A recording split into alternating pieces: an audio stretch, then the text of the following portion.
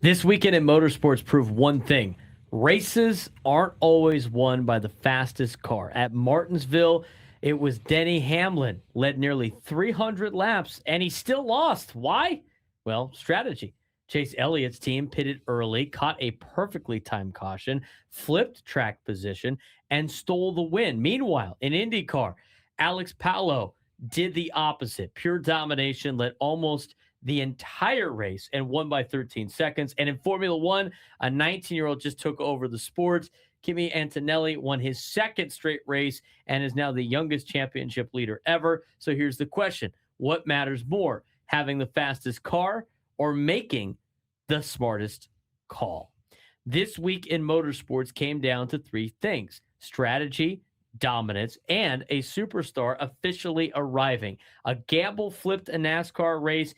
IndyCar saw a champion reassert control, and Formula One may have a new face of the sport. And Frank, let's start with what happened in Martinsville this weekend in NASCAR. Yes, Chase Elliott pulling off one of the smartest wins of the season at Martinsville Speedway in Virginia. The race looked like it belonged to Denny Hamlin, led 292 of the 500 laps, completely dominated the race. But Elliott's crew chief, Alan Gustafson, made a bold call, pit nearly 30 laps earlier than the rest of the field. At the time, it looked really risky. And then a perfectly timed caution came out, flipping the entire race on its head.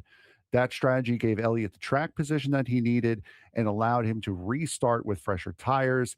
And he took advantage of it, passing Hamlin and holding him off for the win on a day where it was very, very difficult to pass. And for Alan Gustafson, a crew chief who's often criticized by fans, it was a statement call. And for Elliott, it's the earliest he's ever won a Cup Series race in his career, earliest in the season that he's ever won a Cup race in his career. So a very, very big day for Chase Elliott. Yeah, a lot of ups and downs, a lot of highs and lows of the NASCAR storylines this weekend. While Elliott celebrated, the rest of the garage had mixed results. Denny Hamlin dominated but finished second, partly due to a loose wheel late. Tyler Reddick cooled off with a 15th place finish, but still leads the standings comfortably. Kyle Busch continues to struggle. No top 10 finishes in 7 races. And Brad Keselowski made his 600th career start, joining some pretty elite company. Also announced Kevin Harvick is headlining the latest NASCAR Hall of Fame nominees, adding another big storyline to watch, but a big congratulations to Kevin Harvick. Yep, absolutely. And he'll be on the call for the rest of the Fox season as well as races continue there. Moving over to IndyCar, Alex Palou reminded everyone why he is the reigning champion at Barber Motorsports Park in Alabama. Palou started on pole, led 79 of the 90 laps, and won by over 13 seconds. That is just Alex Palou doing what Alex Palou does. And the scariest part about that is every time Palou has won at Barber, he's won the championship. And now he is just 2 points behind that championship lead after a dominant victory at St. Pete to open up the IndyCar season. So a huge, huge win by Alex Palou to reassert himself at the top of the IndyCar pecking order. It might be time to announce a new era of Formula One, Frank. I mean, in Formula One, it is Kimi Antonelli, and he won the Japanese Grand Prix at Suzuka Circuit, his second straight victory. And with that, he becomes the youngest championship leader in Formula One history. Yep, 19 years old, from Italy, capitalized on a perfectly timed safety car on a big, big accident by Oliver Behrman, who had an impact of, if I remember correctly, 50 Gs. He was noticeably limping when he got out of the car.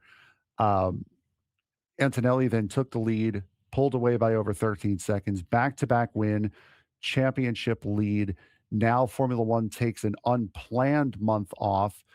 This month here in April, they were planning on running the Saudi Arabian and the Bahrain Grand Prix, but have been canceled due to the conflict in the Middle East. So now the next time that they are going to jump on the track is going to be at Miami at the very beginning of May. And these teams are going to use this time to, one, try to get some regulation changes made in Formula One because the cars and the racing have been very, very poor this year. And they are also going to try to get some upgrades to these cars ready in time for the Miami Grand Prix.